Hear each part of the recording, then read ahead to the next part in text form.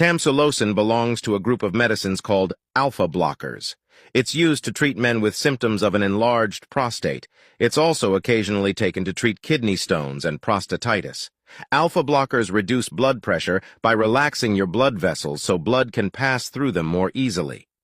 Tamsulosin helps to reduce the symptoms of an enlarged prostate gland by relaxing the muscle around the bladder and prostate gland so you can pee more easily.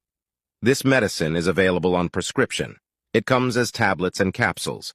If you buy Tamsulosin from a pharmacy, see a GP within 6 weeks of starting your treatment to make sure it's okay for you to carry on taking this medicine. When you first take Tamsulosin, you may feel dizzy or lightheaded or start sweating. If this happens, it's best to sit or lie down until you feel better. If you are feeling dizzy, do not drink alcohol, drive, cycle, or use tools or machinery. What medication would you like covering next?